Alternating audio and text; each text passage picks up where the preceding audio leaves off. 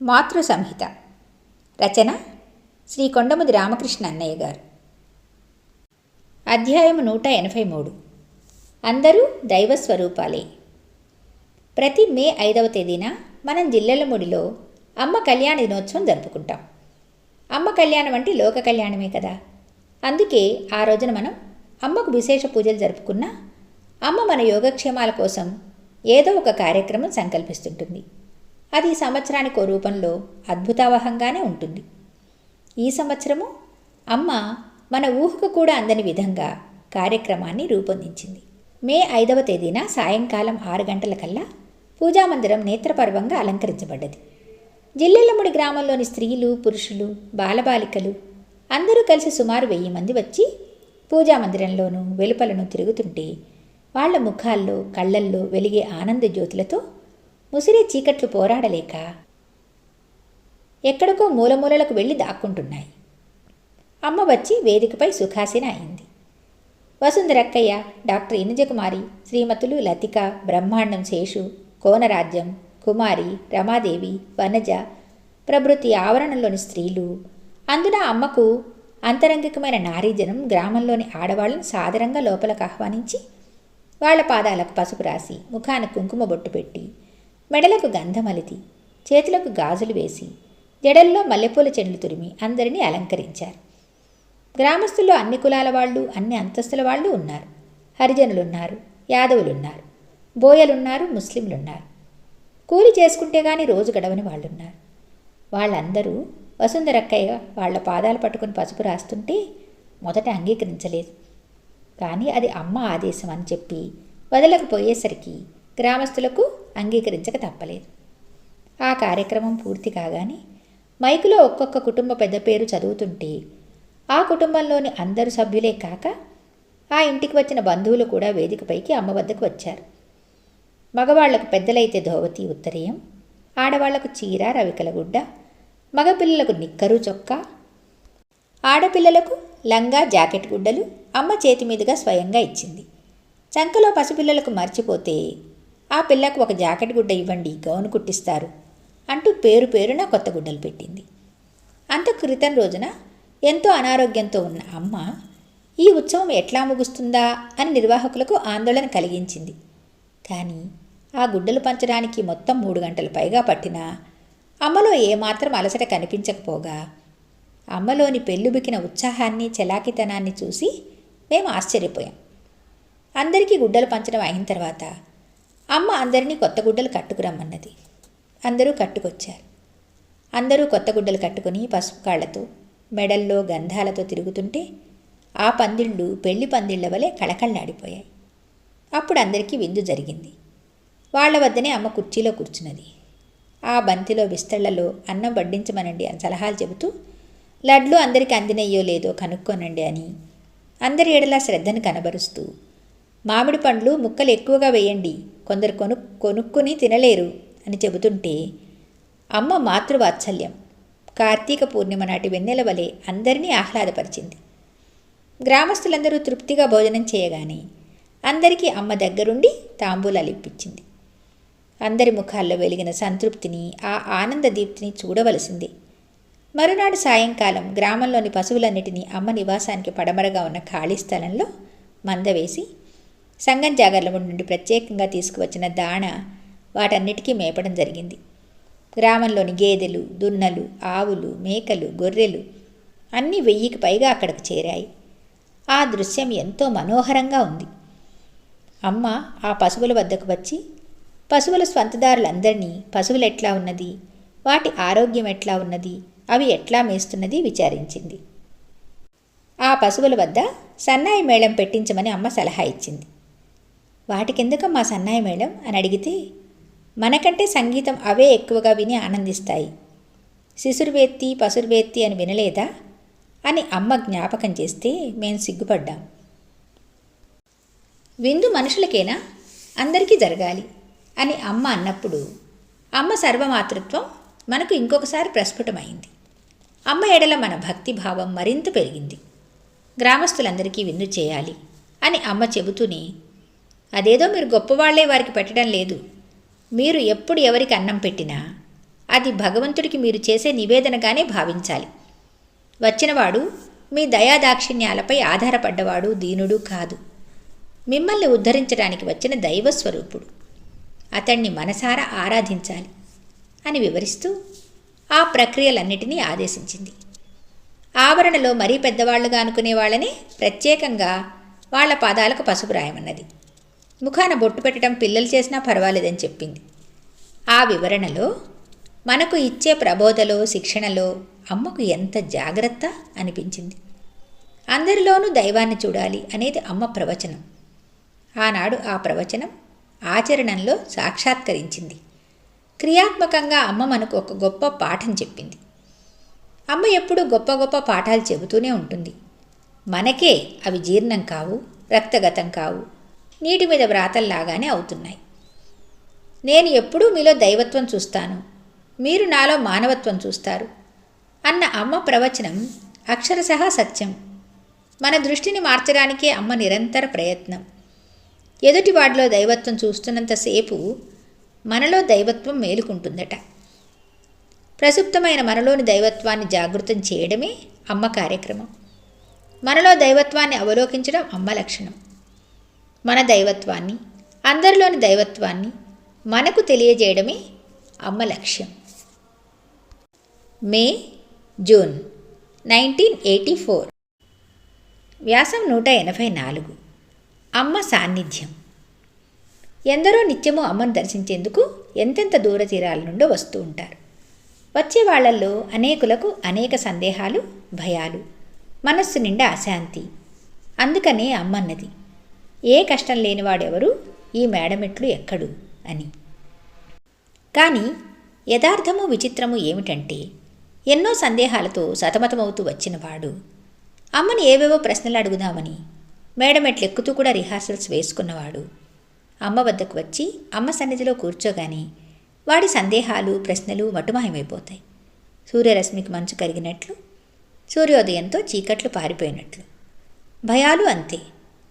పెను తుఫానులో, కల్లోలితమైన సముద్రంలో కకావికలమైన మనస్సు స్థిమితపడుతుంది. ఉత్తుంగ ఆలోచన తరంగాలు ఉపశమిస్తాయి. ఇంకా కొందరు వస్తుంటారు. వారు బయట ప్రపంచంలో అమ్మను గురించి ఏవేవో విని ఉంటారు. వారికి అమ్మ స్థితిని గురించి అన్ని అనుమానాలే. దానిలో వారి మనస్సు నిండా అమ్మను గురించిన విమర్శనాత్మక భావాలే. అందువల్ల అమ్మ అంటే ద్వేషం ఏర్పరచుకుంటారు. అసభ్యకరమైన దూషణలు చేస్తుంటారు. ఆ భావాల బరువు మోయలేక, ఆ ఒత్తిడికి తట్టుకోలేక అమ్మ వద్దకు వెళ్ళి అమ్మను దులిపేయాలి అనే దృఢ నిశ్చయంతో వస్తారు. వాళ్ళు అమ్మను చూసి అమ్మతో సంభాషణ చేస్తారు. వారి భావాలు తారుమారవుతాయి. వారి అభిప్రాయాలే మారిపోతాయి. విచిత్రంగా వారు అమ్మకు పాదాక్రాంతులవుతారు, అమ్మకు అభిమానులవుతారు, అమ్మకు భక్తులవుతారు. అందుకే అమ్మ అన్నది, విన్నవాడు విమర్శిస్తాడు, కన్నవాడు వివరిస్తాడు అని. ఇంకొక మారన్నది, వింటే విమర్శ కానీ కంటే విమర్శ లేదు అని. అమ్మ దర్శనంలో ఒక మహత్తున్నది. అమ్మ దర్శనంలోనే మనకు కనిపించని, మనకు అర్థం కాని ఒక చికిత్సా ప్రక్రియ ఉన్నది. దివ్య ఔషధం ఉన్నది. ఆ సాన్నిధ్యంలోనే, అమ్మను పరివేష్టించిన ఆ వాతావరణంలోనే, అమ్మ ఉనికి వల్ల అతి పవిత్రమైన ఆ ఆవరణంలోనే వియద్గంగా తరంగాలు అదృశ్యమై ప్రవహిస్తుంటాయి. ఆ అవనీభాగం అమృత లహరులలో అనుక్షణం అభిషిక్తమవుతూ ఉంటుంది. అమ్మ ఉచ్ఛ్వాస నిశ్వాసాలతో పునీతము, పులకితము అయిన ఆ వాయు తరంగాల్లోనే అంతర్లీనంగా దివ్య విద్యుత్ ప్రసారాలుంటాయి. అమ్మ కన్నుల కాంతులతో ప్రకాశమానము, ప్రభావితమైన ఆ పరిసరాల్లో అణువణువులోనూ నిక్షిప్తమై అద్భుత సంజీవనులుంటాయి. నిగూఢమై పరుసవేదులుంటాయి. అమ్మ నివసించే గదిలో తథాస్తు దేవతలుంటారు. తపస్సు చేసుకుంటూ ఉంటారు. మనం ఆ సన్నిధిలో కూర్చొని ఏమి కోరినా వారు తథాస్తు అంటారు. అందువల్లనే అమ్మ కామితార్థ ప్రదాయినిగా ప్రసిద్ధమైంది. ఆ సన్నిధిలో కోటి సుధాంసులున్నారు, వెన్నెల మడుగులున్నాయి. అందుకనే అంత చల్లదనం. అమ్మ సన్నిధిలో కొద్ది క్షణాలు కూర్చునేటప్పటికీ మనలో అప్పటిదాకా ఎగిరెగిరిపడ్డ అహంకారము, అహంభావము కుప్పకూలిపోతాయి. ఎదురుగా కళ్ళెదుట సముద్రం కన్నా లోతుగా, ఆకాశం కన్నా విశాలంగా, హిమాలయం కన్నా ఉన్నతంగా, భౌతికమైన కనులకు కనిపించే పరిమితమైన రూపాన్ని ఆశ్రయించుకుని ప్రజ్వలించే అనంతమైన శక్తి ఆత్మ స్ఫురించి దానిని అర్థం చేసుకోవడానికి చేసే ప్రయత్నంలో అల్పమైన మన మనస్సు మూగవవుతుంది. మన ఆత్మ సంకుచితమవుతుంది. మన అహం నీరు కారిపోతుంది. మన గుణాలు అణగారిపోతాయి. మన అల్పత్వం మనకు సుబోధకమవుతుంది. ఆ సన్నిధిలో వికారాలకు చోట్లేదు. మనస్సు నిర్మలమవుతుంది, సుప్రసన్నమవుతుంది, అతి ప్రశాంతమవుతుంది. ఆ సన్నిధిలో మహతి సుస్వరాలున్నాయి. ఆ స్వరాల్లో మనిషికి కావలసిన సర్వ వరాలున్నాయి. ఇక అమ్మతో సంభాషణ అంటే అది సహస్ర గ్రంథ పఠనం కన్నా అధిక ఫలప్రదమైంది. మనిషి ఒక జీవితకాలమంతా ప్రయాసపడి ప్రయత్నించినా సంపాదించలేని జ్ఞాన విజ్ఞానాలు అమ్మతో పిచ్చాపాటి మాట్లాడడం వల్ల సులభ సాధ్యాలవుతాయి. అనంత జ్ఞాన సముపార్జనతో కలిగే అనుభవము, అనుభూతి కేవలం అమ్మ అనుగ్రహ వీక్షణ వల్ల, సంకల్ప మాత్రం వల్లనే కలుగుతున్నాయి. అందువల్లనే ఆ రుచి, ఆనందము, ఫలము, ప్రభావము అనుభూతమైన వారు అమ్మ దర్శనాన్ని, అమ్మ సాన్నిధ్యాన్ని అంతగా ఆకాంక్షిస్తున్నారు. పలుసార్లు అమ్మ దర్శనానితో కూడా సంతృప్తి పడలేని వారు ఆ సాన్నిధ్యంలో నివాసాన్నే కోరుకుంటున్నారు. ఆ అభిలాషతోనే అనేక వ్యక్తులు, అనేక కుటుంబాలు అక్కడ స్థిరపడ్డాయి. ఇంకా ఎందరో శ్రీనివాసం ఏర్పరచుకోవాలని కుతూహలపడుతున్నారు, తహతహలాడుతున్నారు. అనంతమైన కాలంలో చాలా చాలా అరుదుగా ఎప్పుడో గాని సర్వవ్యాప్తమైన అనంతశక్తి ఒక నామాన్ని, ఒక రూపాన్ని ఆధారం చేసుకుని మానవాళిని అనుగ్రహించదు. మరి అరుదైన ఆ సంఘటనే సంభవమైతే అది ఎంత విశేషం! ఆ కాలంలోని వారు ఎంత అదృష్టవంతులు! ఇక ఆ సాన్నిధ్యంలో నివసించగలిగే వాళ్ళు ఎంత ధన్యులు! జూలై 1984. వ్యాసం 185. అన్నపూర్ణాలయం. ఆగస్టు 10వ తేదీన విజయనగరం నుంచి వచ్చిన ఒక కుటుంబం వారి పిల్లవానికి అమ్మ చేత అక్షరాభ్యాసం చేయించుకుంటున్నారు. పలక బలపాలతో పాటు అమ్మకు నివేదన చేయటానికి చాక్లెట్లు కూడా తీసుకొచ్చారు. అక్షరాభ్యాసం అయింది. ఓం అక్షరం తాను వ్రాసి పిల్లవాని చేత దిద్దించి తాను పలికి పిల్లవాని చేత పలికించింది అమ్మ. మన దృష్టిలో ఆ కార్యక్రమం అంతతో పరిసమాప్తమైంది. కానీ అమ్మ దృష్టిలో అసలు కార్యక్రమం ముందే ఉన్నది. పిల్లవాని చేతులను పలకా బలపము తీసుకుని పిల్లవాని తల్లికి అందించింది అమ్మ. ట్రేలో పోసి ఉన్న చాక్లెట్లలో ఒకటి తీసుకుని పిల్లవాని నోటికి ప్రేమగా అందించింది. వాడు దాన్ని సంతోషంగా చప్పరిస్తూ ఉండగా అమ్మవాడి దోసుల నిండా చాక్లెట్లు పోసి అందరికీ పంచమన్నది. పిల్లవాడు వాటిని అందరికీ పంచుతుండగా అమ్మ ఆనందంగా చూస్తూ, ఇదే అసలు అక్షరాభ్యాసం, జీవితంలో నేర్చుకోవలసిన ప్రథమ పాఠం, ప్రధాన పాఠం ఇదే అని అంటూ తనకున్న దానిని అందరికీ అట్లా హాయిగా పంచుతుంటే ఎంత ఆనందంగా ఉంటుంది అని ప్రశ్నించింది. ఇదే అమ్మ మనకు అనుక్షణము అందిస్తున్న సందేశ సారం. ఈ త్యాగమే అమ్మ జీవితంలో పూరేకులా విరిసి అమ్మ జీవితాన్ని దివ్య పరిమళ భరితం చేసింది. ఈ విశిష్ట భావాన్ని త్యాగమూర్తి అయిన అమ్మ ఒక సందర్భంలో అతి తీవ్రమైన భాషలో మనకు అందించింది. పంచని కాడికి ఉండడం దేనికి అని ప్రశ్నించింది. మనకు భగవంతుడు ఏమిచ్చినా దానిని నలుగురితో కలిసి పంచుకోవడానికే కానీ తాను ఒక్కడే అనుభవించడానికి కాదని అమ్మ అభిప్రాయం. ప్రకృతి ప్రసాదించిన యావత్ సంపదను మానవ కోటి సమంగా పంచుకోగలిగితే ప్రపంచంలో దారిద్ర్యం అనేదే ఉండదని అమ్మ భావన. అది అందరికీ సమంగా అందడమే లోక కళ్యాణమని అమ్మ నిర్వచనం. కొద్ది మందిలో వెరితెరలు వేసే స్వార్థమే లోకంలోని అశాంతికి, అకృత్యాలకు ఆధారమని అమ్మ ప్రవచనం. ఈ స్వార్థమే మానవుణ్ణి మానవత్వాన్ని నుండి దిగజారుస్తున్నదని, త్యాగమే మానవుణ్ణి దివ్యత్వానికి అధిరోహింపచేస్తుందని అమ్మ బోధ. కనుకని మనలోని స్వార్థాన్ని తుడిచేసి త్యాగభావాన్ని మనలో ఉద్దీపింప చేయడానికి అమ్మ అహర్నిశము అనేక విధాల ప్రయత్నిస్తున్నది. నీకున్నది తృప్తిగా నీవు అనుభవించి ఇతరులకు ఆదరణగా పెట్టు అన్న సందేశాన్ని అమ్మ మనకు ఎన్ని రీతుల్లో అందించిందో. ఒక సందర్భంలో సోదరి వసుంధరతో చెప్పిన రహస్యం నిజానికి లోకానికే సందేశం. తాను స్నానం చేసిన తర్వాత కట్టుకోవడానికని దాచిన ఒకే చీరను తడిసిన చీరతో నిల్చున్న ఒక ఆవిడకు ఇవ్వడానికి తీసుకుని వెళ్తూ అమ్మన్నది, మన దగ్గర ఉన్నది ఇతరులకు ఇస్తే కానీ మనకు క్రొత్తవి రావు అని. మనం అనుకుంటాం క్రొత్త నీళ్లు వచ్చి పాత నీళ్లను పంపించాయని. అమ్మ సిద్ధాంతంలో ముందు పాత నీళ్లు పోవాలి, తర్వాతనే క్రొత్త నీరు. తాను స్నానం చేస్తే చీర మార్చుకోవడం వర్తమాన సమస్య కాదు. తడిసిన చీరలో ఉన్నావిడ పొడి చీర కట్టుకోవడం తక్షణ అవసరం. కాబట్టి ఉన్న ఒక చీరను ఆమెకి ఇవ్వడమే సముచిత నిర్ణయం అమ్మ దృష్టిలో. ఇవాళ ఆకలి మంటలు దహించుకుని పోతున్న పక్కవాడిని నిర్దయగా వీధికి వదిలేసి రేపటికి తన కోసం దాచుకోవడమే ప్రపంచంలోని ఘర్షణలన్నిటికీ మూలం కదా. మనిషిలో దినదిన అభివృద్ధి పొందుతున్న ఈ పైశాచిక గుణాన్ని మార్చడానికి అమ్మ ప్రయత్నిస్తున్నదని అమ్మ బోధల వల్ల మనకు సువిదితం అవుతుంది. అందుకే అమ్మ అనేక పర్యాయాలు తనను గురించి వివరిస్తున్నట్లుగానే కనిపిస్తూ మనకు బోధించింది. పంచడమే గాని దాచుకోవడం నాకు తెలీదు అని. ఇటీవల ఒక రోజున అమ్మని అడిగాను, అమ్మా, నీవు ఈ భూమి మీదకు వచ్చి అప్పుడే 61 సంవత్సరాలు నిండాయి. నీకు అన్నపూర్ణాలయం విషయం ఆలోచించడంతోనే కాలమంతా సరిపోతున్నది. అన్నం తినమని మాకు చెప్పడమే నీ కర్తవ్యమైంది. ఈ అన్నపూర్ణాలయ నిర్వహణలో నీ అసలు కార్యక్రమం మరుగున పడిపోయిందమ్మా అని. అసలు కార్యక్రమం అంటే అని అమ్మ ప్రశ్నించింది. తెలియంది తెలియచెప్పడానికే నా ఈ రాక అని నీవు చిన్నతనంలోనే వివరించావు కదమ్మా. నీవు జ్ఞానస్వరూపిణివి, జ్ఞానప్రదాత్రివి. మరి మాకు తెలియని విషయాలు ఎన్నో నిగూఢంగా ఉన్నాయి. వాటిని మాకు చెప్పవద్దా అమ్మా? మాకు భౌతికమైన ఆకలిని తీరుస్తున్నావు, బాగానే ఉంది.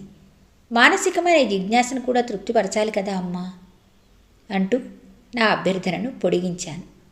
నీవు జగజ్జనని మాత్రమే కాదమ్మా, జగద్గురువు కూడా. మరి ఆ పాత్రకు కూడా న్యాయం చేకూర్చాలి. నేను చాలా బాగా మాట్లాడాను అనుకున్నాను. వెంటనే అమ్మ అన్నది, ఒక్క క్షణం వృధా పోనీకుండా, ఇది అది కాకపోతే కదా నాన్న. వెంటనే ఆ సమాధానంలోని పరమార్థం నా అల్పమేధకు అర్థం కాలేదు. అయోమయంగా అమ్మ వంక చూశాను. మీకు పెట్టడం, అది గుడ్డైనా అన్నమైనా పెట్టడం మీకు నేర్పడానికే. జ్ఞానం అంటే మాటలు కావుగా అంటూ, నేను చేయకుండా మీకు చెప్పకూడదుగా, అందుకే ఈ అన్నపూర్ణాలయం అన్నది అమ్మ చిరునవ్వుతో. అన్నపూర్ణాలయాన్ని ఆధారం చేసుకుని మానవతపై అమ్మ ఎంత మమతను కురిపిస్తున్నది, ఎన్ని మహిమలను ప్రకటిస్తున్నది. గుణభేదమేం లేని నాకు కులభేదమేమిటి అని ప్రశ్నించి సర్వాతీతమైన తన పరమాద్వైత పరమోత్కృష్ట పరమోన్నత స్థితిని ప్రవచించిన అమ్మకు ప్రతిరూపమే అన్నపూర్ణాలయం. వర్గాలకు, వర్ణాలకు, కులాలకు, మతాలకు అతీతంగా అందరూ ఒకే పంక్తిన అన్నపూర్ణాలయంలో ఆసీనులై భోజనం చేసే దృశ్యం సుందరమే కాదు, సర్వజగతికి ఆదర్శం కూడా. అన్నపూర్ణాలయంలో ఎవరికి అన్నం పెట్టాలి అన్న విచికిత్స జరిగినప్పుడు వాడు సన్మార్గుడా దుర్మార్గుడా అని ఆలోచించవద్దు, వాడు ధనికుడా బీదవాడా అని ఆలోచించవద్దు, వాడి కులము మతము గురించి ఆలోచించవద్దు, వాడి ఆకలిని చూసి మాత్రమే అన్నం పెట్టండి అని అమ్మ ఇచ్చిన ఆదేశం మానవతకే పతాక స్థాయి. మరి ఈ ఆగస్టు 15కు అమ్మ అన్నపూర్ణాలయం అనే ఈ బోధనాలయం స్థాపించి 26 సంవత్సరాలు నిండాయి. ఎంతమందికి అమ్మ చెబుతున్న పాఠం అర్థమైందో మనమే ఆత్మ పరీక్ష చేసుకోవాలి. పాఠం బోధించడమే కాదు, పాఠం అర్థం చేయవలసిన బాధ్యత కూడా అమ్మదే. తెలియచెప్పేవాడు గురువు, తెలియచేసేవాడు దైవం. ఆగస్ట్ 1984. జయ హో మాతా.